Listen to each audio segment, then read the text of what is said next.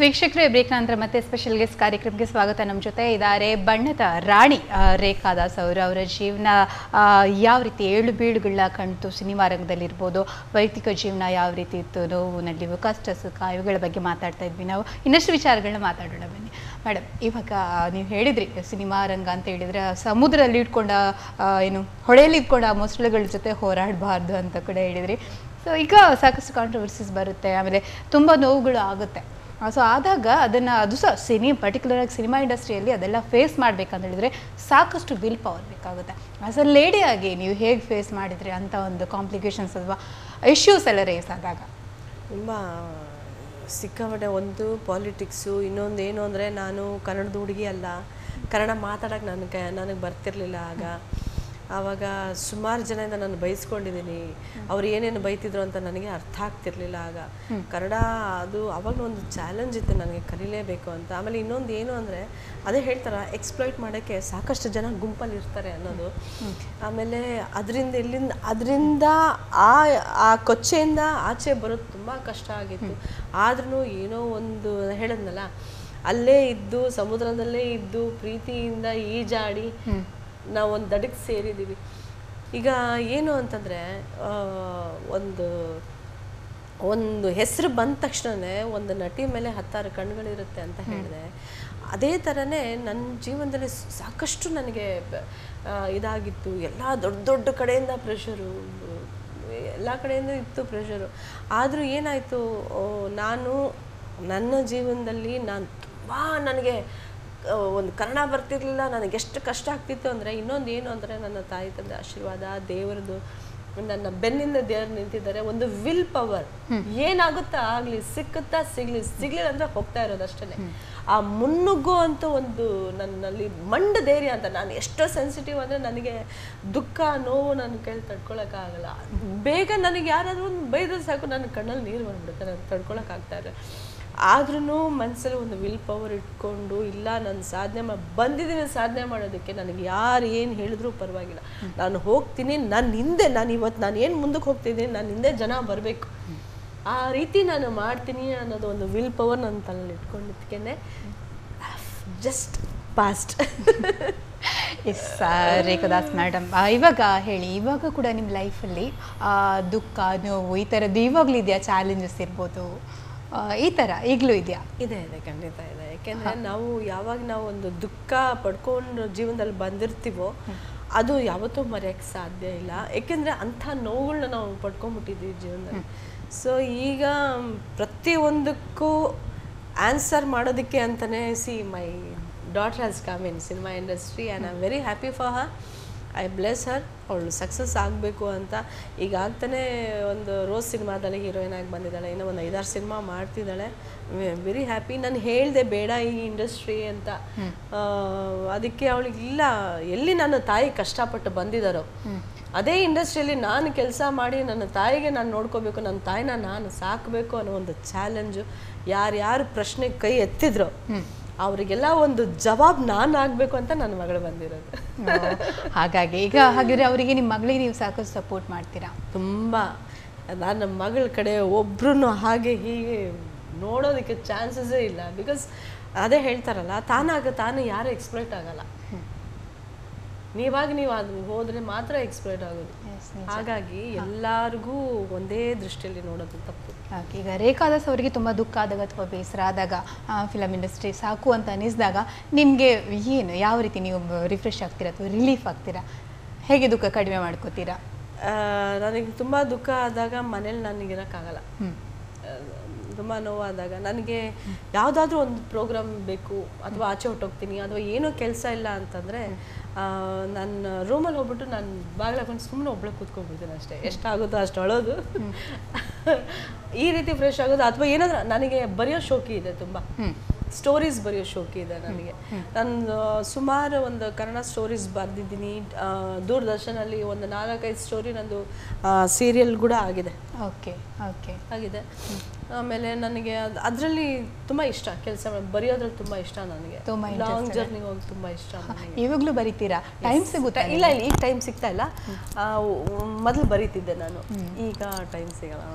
Already ಇಷ್ಟಿದೆ ನನ್ನ ಹತ್ರ ಕತೆ ಪುಸ್ತಕ.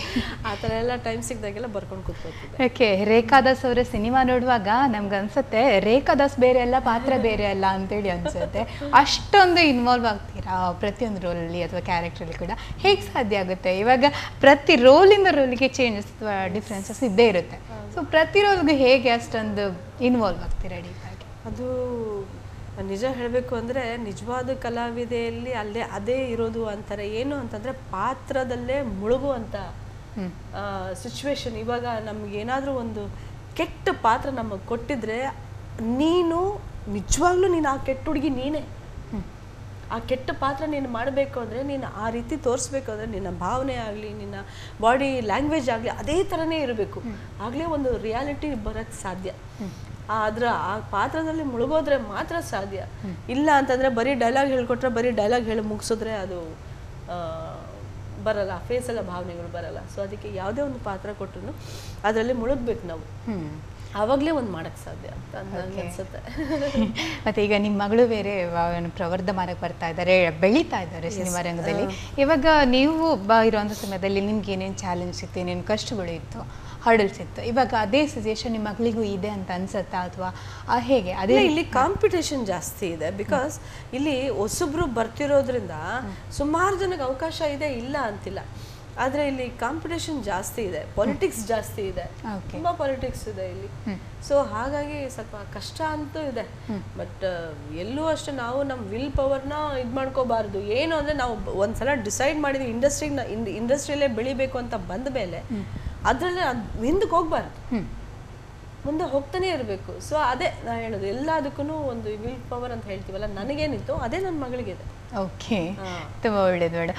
ಮತ್ತು ಇವಾಗ ಕನ್ನಡ ಸಿನಿಮಾದಲ್ಲಿ ಮಾಡಿದ್ರಿ, ನಮ್ಮ ತುಳುವಲ್ಲಿ ಅವ್ರಿಯರ್ದು ರಿಯಾಸಲ್ ಮಾಡಿದ್ರಿ, ಅವ್ರಿ ಅಂತುಂಡು ಅವ್ರಿಗೆ ಆಪುಜಿ ಮಾಡಿದ್ರಿ. ಏನು ಡಿಫ್ರೆನ್ಸ್ ಅನಿಸುತ್ತೆ ಕನ್ನಡಕ್ಕೂ ನಮ್ಮ ತುಳು ಇಂಡಸ್ಟ್ರಿಗೂ? ಕನ್ನಡದಲ್ಲಿ ಸ್ವಲ್ಪ ರಫ್ ಆ್ಯಂಡ್ ಟಫ್ ಜನ ಇದ್ದಾರೆ, ಇಲ್ಲ ಅಂತಿಲ್ಲ. ಆದರೆ ತುಳುವಲ್ಲಿ ನಾನು ನೋಡಿದ ಮಟ್ಟಿಗೆ ಆ ಥರ ಇಲ್ಲ, ಸ್ವಲ್ಪ ಸಾಫ್ಟ್ ನೇಚರ್ ಇದೆ. ಆಮೇಲೆ ತುಂಬ ಹೆಲ್ಪಿಂಗ್ ನೇಚರ್ ಅಂತ ಇದೆ. ನೀವು ಏನಾದರೂ ಒಂದು ಕೇಳಿದ್ರೆ ಅವ್ರು ಎರಡು ಕೊಡೋದಕ್ಕೆ ಮುಂದಕ್ಕೆ ಬರ್ತಾರೆ, ಏಕ್ದಮ್ ಹೆಲ್ಪ್ ಮಾಡಕ್ಕೆ ಬರ್ತಾರೆ. ಬಟ್ ಅಲ್ಲಿನ ಜನ ಸ್ವಲ್ಪ ಒಂದು 4-5 ಹಿಂಜೆ ಏನಂತಾರೆ ಅದನ್ನ ಯೋಚನೆ ಮಾಡ್ತಾರೆ.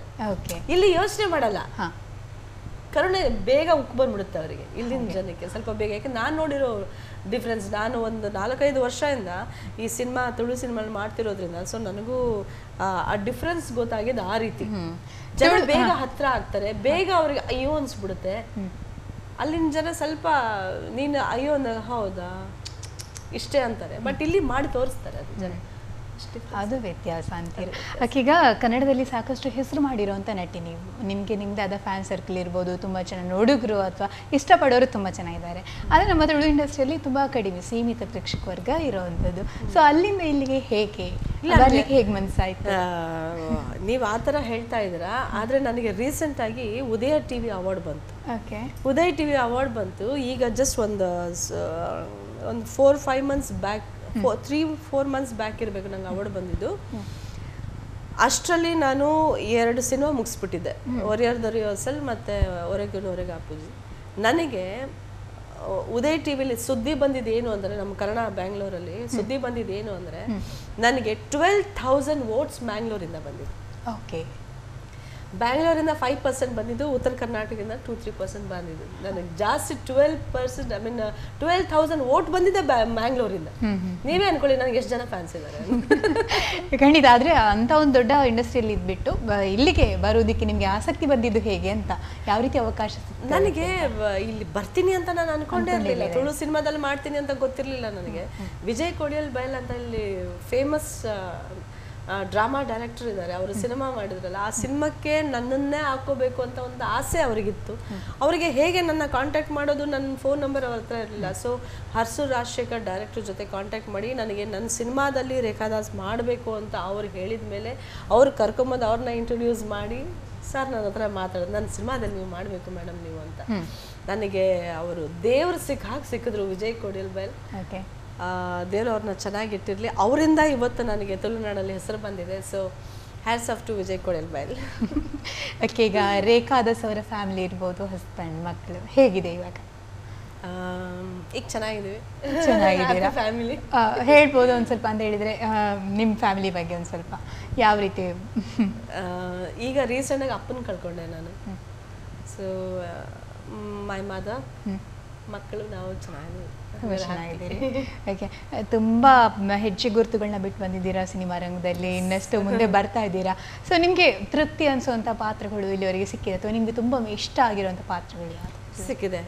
ಯಾರಿಗೆ ಬೇಡ ದುಡ್ಡದಲ್ಲಿ ಸಿಕ್ಕಿದೆ. ಮತ್ತು ಅರ್ಧಾಂಗಿನಿ ಸಿನಿಮಾ, ಅದರಲ್ಲಿ ಅಷ್ಟೇ ಒಂದು ಕಾಮಿಡಿ ಪಾತ್ರನೂ ಮಾಡಿದ್ದೀನಿ, ಹಾಫ್ ಸೆಂಟಿಮೆಂಟ್ ಪಾತ್ರ ಮಾಡಿದ್ದೀನಿ. ಅದರಲ್ಲಿ ನನಗೆ ಬಸವಜ್ಯೋತಿ ರಾಜ ಪ್ರಶಸ್ತಿ ಬಂತು. ಸೊ ನನಗೆ ಅದು ಇಷ್ಟವಾದಂಥ ಕ್ಯಾರೆಕ್ಟರ್ ಅದು. ಮತ್ತು ಯಾರಿಗೆ ಬೇಡ ದುಡ್ಡು ಅದರಲ್ಲಿ. ಓಕೆ ಓಕೆ, ಈಗ ನಿಮ್ಮ ತೆರೆ ಮೇಲೆ ಒಂಥರ ಪ್ರೇಕ್ಷಕರು ನೋಡ್ತಾರೆ. ಸೊ ತೆರೆ ಮೇಲೆ ನೋಡೋದಕ್ಕೂ ಅಥವಾ ನೀವು ಜನರ ಹತ್ರ ಹೋದಾಗ ಯಾವ ರೀತಿ ನಿಮ್ಮನ್ನ ಟ್ರೀಟ್ ಮಾಡ್ತಾರೆ? ತುಂಬ ಚೆನ್ನಾಗಿ ಟ್ರೀಟ್ ಮಾಡ್ತಾರೆ. ಅವ್ರಿಗೆ ಸ್ವರ್ಗ ಲೋಕದಿಂದ ಅಪ್ಸರೆ ಬಂದ್ಲೇನೋ ಅಂತ ಅವ್ರಿಗೆ ಅನ್ಸ್ಬಿಡುತ್ತೆ. ಅವ್ರು ನಮ್ಮನ್ನು ಬರೀ ಸ್ಕ್ರೀನಲ್ಲಿ ನೋಡ್ತಾ ಇರ್ತಾರಲ್ಲ, ಸಡನ್ನಾಗಿ ಹತ್ರ ನೋಡಿದಾಗ ಆ ಶಾಕ್ ಅವ್ರ ಫೇಸಲ್ಲಿ ಅದು ನೋಡಿದ್ರೆ ನಮಗೆ ಖುಷಿ ಆಗ್ಬಿಟ್ಟಿರುತ್ತೆ. ನಮ್ಮನ್ನು ಇಷ್ಟಪಡ್ತಾರಲ್ಲ ಜನ, ಥ್ಯಾಂಕ್ ಗಾಡ್ ಅಂತ. ಅದನ್ನ ಎಷ್ಟಾಗುತ್ತೆ ಅಷ್ಟನ್ನ ನಾವು ಕ್ರಿಯೇಟ್ ಮಾಡಬೇಕು. ನಮ್ಮ ಫ್ಯಾನ್ಸ್ಗೆ ನಾವು ಇಷ್ಟ ಆಗಬೇಕು. ಬಿಕಾಸ್ ಯಾಕೆ ಅವ್ರು ಇಷ್ಟಪಡೋರ್ಗು ನಾವಿದ್ದೀವಿ. ಯಾವಾಗ ಅವ್ರು ನಮ್ಮನ್ನ ಇಷ್ಟಪಡೋರು ನಮ್ಮ ಲೈಫ್ ಮುಗೀತು ಅಂತ ಅರ್ಥ. ಓಕೆ, ಈಗ ನಿಮ್ಮ ಚೀಲದಲ್ಲಿ ಸಾಕಷ್ಟು ಪ್ರಶಸ್ತಿಗಳು, ಜನರ ಮೆಚ್ಚುಗೆಗಳೆಲ್ಲ ಇರ್ಬೋದು. ಅಂದರೆ ಚೆನ್ನಾಗಿ ಕೊಟ್ಟಿರೋಂಥ ಬಿರುದು ಬಣ್ಣದ ರಾಣಿ ಅಂತ. ಈಗ ಬಸವ ರಾಜೇಶ್ವರಜು ಏನು ಹೇಳಿದ್ರು, ಬಸವಜ್ಯೋತಿ ರಾಜೇಶ್ವರಿ ಪ್ರಶಸ್ತಿ ಬೇರೆ ಸಿಕ್ಕಿದೆ. ಅಂಥದ್ದು ಬೇರೆ ಯಾವ ಪ್ರಶಸ್ತಿ ಎಲ್ಲ ಸಿಕ್ಕಿದೆ? ನನಗೆ ಸುಮಾರು ಪ್ರಶಸ್ತಿ ಸಿಕ್ಕಿದೆ. ಆರ್ಯಭಟ ಅವಾರ್ಡ್ ಸಿಕ್ಕಿದೆ. ಆಮೇಲೆ ಕನ್ನಡ ಚಲನಚಿತ್ರದಲ್ಲಿ ಅವಾರ್ಡ್ ಬಂದಿದೆ. ಆಮೇಲೆ ಬೆಸ್ಟ್ ಆಕ್ಟ್ರೆಸ್ ಅವಾರ್ಡ್ ಬಂದಿದೆ, ಬೆಸ್ಟ್ ಸಪೋರ್ಟಿಂಗ್ ಆಕ್ಟ್ರೆಸ್ ಬಂದಿದೆ, ಬೆಸ್ಟ್ ಕಾಮಿಡಿಯನ್ ಬಂದಿದೆ. ಸುಮಾರು ಅವಾರ್ಡ್ ಬಂದಿದೆ. ಯಾಕೆ ನಿಮಗೆ ವೈಯಕ್ತಿಕವಾಗಿ ಖುಷಿ ಕೊಟ್ಟಂಥದ್ದು ಕಾಮಿಡಿಯನ್ ರೋಲ್ ಅಥವಾ ಆಸ್ ಅನ್ ಹೀರೋಯಿನ್ ಆಗಿ? ನನಗೆ ಇದುವರೆಗೂ ಒಂದು 673 ಸಿನಿಮಾ ಮಾಡಿದ್ದೀನಲ್ವಾ, ಅದರಲ್ಲಿ ಒಂದು 669 ಸಿನಿಮಾ ಬರೀ ಕಾಮಿಡಿನೇ ಮಾಡಿದ್ದೀನಿ ನಾನು. Okay okay. ಸೊ ಅದ್ರಲ್ಲಿ ಒಂದು 4-5 ಸಿನಿಮಾ ಹೀರೋಯಿನ್ ಆಗಿ ಮಾಡಿದ್ದೆ ಆವಾಗ ಆಗಿ ಮಾಡಿದ್ದೆ. ಬಟ್ ಅದ್ರಲ್ಲೂ ಅಷ್ಟೇ ಕಾಮಿಡಿನೂ ಇದೆ, ಸೆಂಟಿಮೆಂಟು ಇದೆ. ನನಗೆ ಅದು ಹಿಡಿಸ್ತು. ಅದು ಒಂಥರ ಎಕ್ಸ್ಪೀರಿಯನ್ಸು, ಇದು ಒಂಥರ ಎಕ್ಸ್ಪೀರಿಯನ್ಸು. ನನಗೆ ಎರಡೂ ಇಷ್ಟ ಆಯಿತು. ಬಟ್ ಅದರಲ್ಲಿ ಕೆಲವು ಇಷ್ಟಪಟ್ಟಂಥ ಕ್ಯಾರೆಕ್ಟರ್ ಅಂದರೆ ಅರ್ಧಾಂಗಿ ಸಿನಿಮಾದಲ್ಲಿ. ಓಕೆ, ಸಾಕಷ್ಟು ಸಿನಿಮಾಗಳಲ್ಲಿ ಮಾಡಿದ್ದೀರಿ, ಸಾಕಷ್ಟು ದೊಡ್ಡ ದೊಡ್ಡ ಆರ್ಟಿಸ್ಟ್ ಜೊತೆ ಅಥವಾ ತುಂಬ ಜನ ಆರ್ಟಿಸ್ಟ್ ಜೊತೆ ನೀವು ವರ್ಕ್ ಮಾಡಿರುವಂಥದ್ದು. ಸೊ ನಿಮ್ಮ ಕೋ ಆರ್ಟಿಸ್ಟ್ ಜೊತೆ ತುಂಬ ಇಷ್ಟ ಆಗುವಂಥವ್ರು ಅಥವಾ ಆಸ್ ಅ ರೋಲ್ ಮಾಡೆಲ್ ಅಂತರ ಇರುವಂಥ ಆರ್ಟಿಸ್ಟ್ ಯಾರಿರ್ಬೋದು ಅಥವಾ ನೀವು ಅವರಿಂದ ಕಲ್ತ್ಕೊಂಡಿರುವಂಥದ್ದು ಏನಾದರೂ? ನನಗೆ ಕನ್ನಡ ಸಿನಿಮಾ ಆ್ಯಕ್ಟ್ರೆಸ್ಸಲ್ಲಿ ಅಂದರೆ ಕಲ್ಪನಾ ನನಗೆ ತುಂಬ ಇಷ್ಟ. ಬಿಕಾಸ್ ಆ ಕಲ್ಪನಾ ಆರ್ಟಿಸ್ಟ್ ಇದ್ದಾರಲ್ಲ, ಅವರು ಎಷ್ಟು ಡಿಫ್ರೆಂಟ್ ಅಂದರೆ ಎಲ್ಲ ಆರ್ಟಿಸ್ಟ್ ಥರ ಇಲ್ಲ. ಅವ್ರ ವಾಯ್ಸ್ ಡಿಫ್ರೆಂಟು, ಅವ್ರ ಸ್ಟ್ರಕ್ಚರ್ ಡಿಫ್ರೆಂಟು, ಅವ್ರ ಸ್ಟೈಲ್ ಡಿಫ್ರೆಂಟು. ನನಗೆ ಆ ಥರ ಡಿಫ್ರೆಂಟಾಗಿರ್ಬೇಕು, ಸಮಥಿಂಗ್ ಡಿಫ್ರೆಂಟ್. ಅವರು ಮಾಡೋ ಸ್ಟೈಲ್ ಡಿಫ್ರೆಂಟು. ರೇಖಾ ದಾಸ್ ಕೂಡ ಡಿಫ್ರೆಂಟ್ ಅಂತಲೇ ನಾವು ಗುರುತಿಸ್ತಾ ಇದ್ದೀವಿ. ನಂಗೆ ತುಂಬ ಇಷ್ಟ, ಡಿಫ್ರೆಂಟ್ ಆಗಿರಬೇಕು. ನನಗೆ ಎಲ್ಲರ ಥರ ಇರೋ ಥರ ನನಗೆ ಇಷ್ಟ ಆಗಲ್ಲ.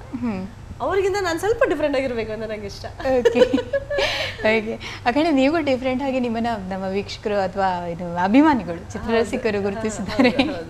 ಓಕೆ ಮೇಡಮ್, ಮತ್ತು ಕೊನೆಯದಾಗಿ ಇವಾಗ ಏನಂತ ಹೇಳಿದರೆ ಸಾಕಷ್ಟು ಜನ ಆಸೆಯಿಂದ ಅಥವಾ ತುಂಬ ಆಸಕ್ತಿಯಿಂದ ಇರ್ತಾರೆ ಸಿನಿಮಾ ಇಂಡಸ್ಟ್ರಿಗೆ ನಾವು ಹೋಗಬೇಕು, ಅಲ್ಲಿ ಹೆಸರು ಮಾಡಬೇಕು ಅಂತ. പക്ഷെ ತುಂಬ ಕಷ್ಟ. ರೇಖಾ ದಾಸ್ ಅವ್ರು ಏನು ಹೆಜ್ಜೆ ಬಿಟ್ಬಿಟ್ಟಿದ್ದಾರೋ, ಅದೇ ಹುಡುಗಿರೊಂದು ಏನು ಹೀರೋಯಿನ್ ಆಗಿ ಒಂದು 3-4 ಸಿನಿಮಾಗಳಲ್ಲಿ ಮಾಡ್ಬೋದು ಅಷ್ಟೇ. ಅದೇ ಆಸ್ ಅ ಕಾಮಿಡಿ ಕ್ಯಾರೆಕ್ಟರ್ ನಾನು ಮಾಡ್ತೀನಿ ಅಂತ ಹೇಳಿದ್ರೆ ತುಂಬ ತುಂಬ ತುಂಬ ಕಷ್ಟ ಇದೆ. ಹಾಗೆ ಈಗ ರೇಖಾ ದಾಸ್ ಅವ್ರು ಏನು ಗುರುತುಳಿಸಿ ಹೋಗಿದ್ದಾರೋ ಅಂಥ ಒಂದು ಚಾನ್ಸ್, ಅವಕಾಶ ಸಿಗಬೇಕು ಅಥವಾ ಹೊಸತ್ತು ಬರೋರಿಗೆ ನೀವೇನು ಹೇಳಲಿಕ್ಕೆ ಇಷ್ಟಪಡ್ತೀರಾ? ನಾನು ಏನು ಹೇಳ್ತೀನಿ ಅಂದರೆ, ಹೀರೋಯಿನ್ ಆಗಿ ಬಂದಾಗ ಹೀರೋಯಿನ್ ಲೈಫೇ ನಮ್ಮ ಕನ್ನಡ ಫಿಲಮ್ ಇಂಡಸ್ಟ್ರಿಯಲ್ಲಿ 5 ವರ್ಷ. ನಿಮಗೆ ಕಿಸ್ಮತ್ ಸಾಥ್ ಕೊಡ್ತು ಅಂದರೆ 10 ವರ್ಷ you can rule film industry. ಅದಾದಮೇಲೆ ಆಗೋದಿಲ್ಲ. ಆದರೆ ಅದೇ ಒಂದು ಸಪೋರ್ಟಿಂಗ್ ಕ್ಯಾರೆಕ್ಟರ್ ಆಗಲಿ, ಕಾಮಿಡಿ ಕ್ಯಾರೆಕ್ಟರ್ ಮಾಡಿದಾಗ ಲೈಫ್ ಲಾಂಗ್ ನೀವು ಬದುಕಿರೋವರೆಗೂ ನಿಮಗೆ ಕೆಲಸ. ಆಮೇಲೆ ನಿಮಗೆ ಅಷ್ಟೇ ಹೆಸರು ಇರುತ್ತೆ. ನೀವು ಫಸ್ಟ್ ಏನು ಹೆಸರು ಗಳಿಸಿದ್ರು ಇನ್ನೂ ಹೆಸರು ಜಾಸ್ತಿ ಆಗ್ತಾನೆ ಬರುತ್ತೆ ವಿನಃ ಕಮ್ಮಿ ಆಗೋದಿಲ್ಲ. ಆದರೆ ಹೀರೋಯಿನ್ನ ಬೇಗ ಜನ ಮರ್ತು ಬಿಡ್ತಾರೆ. ಅವಳು ಒಂದು ಡಿಮ್ಯಾಂಡಲ್ಲಿ ಇರೋವರೆಗೂ ಒಂದು 5 ವರ್ಷ ಜನ ನಾಪ್ಕ ಇಟ್ಕೊಂಡಿರ್ತಾರೆ.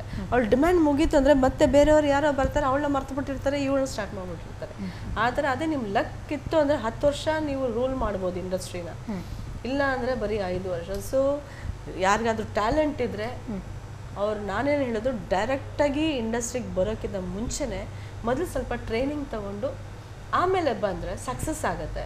ಸುಮ್ಮನೆ ಬಂದು ಹಿಂಗೆ ಹೋಗೋ ಅಂಥದ್ದು ಇರಬಾರ್ದು. ಓಕೆ ಮೇಡಮ್, ಈಗ ಕೊನೆಯದಾಗಿ ರೇಖಾದಾಸ್ ಅವರ ಬಾಯಿಂದ ನಾವು ಕಾಮಿಡಿ ಡೈಲಾಗ್ ಕೇಳ್ಬೋದಾ?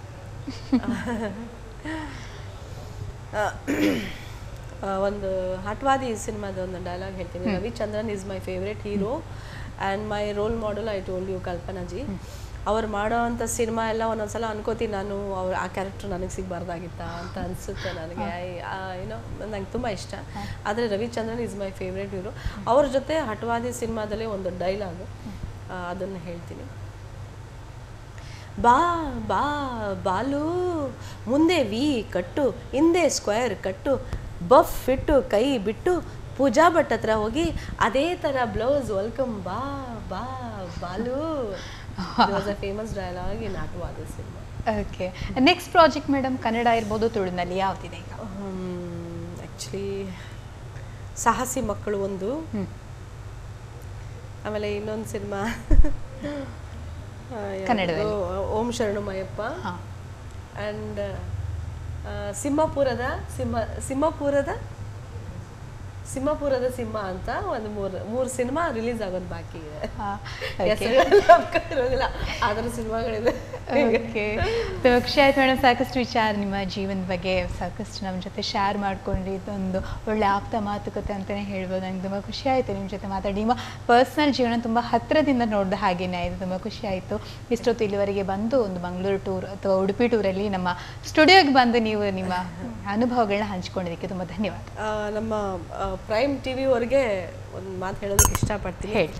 ನಮ್ಮ ಕನ್ನಡ ಕಲಾವಿದರನ್ನ ಕರೆದು ನಮ್ಮ ತುಳುನಾಡಲ್ಲಿ, ನಮ್ಮ ಉಡುಪಿಯಲ್ಲಿ ಪ್ರೈಮ್ ಟಿವಿ ಅವರು ನಮ್ಮನ್ನು ಕರೆದು ಒಂದು ನಮ್ಮ ಒಳಗಿನ ಮಾತು ಹೊರಗಿನ ಮಾತು ಎರಡೂ ಹೇಳೋದಕ್ಕೆ ಅವಕಾಶ ಮಾಡಿಕೊಟ್ಟಂಥ ತಮ್ಮೆಲ್ಲರಿಗೂ ತುಂಬ ತುಂಬ ಧನ್ಯವಾದಗಳು. Thank you so much. Thank you madam.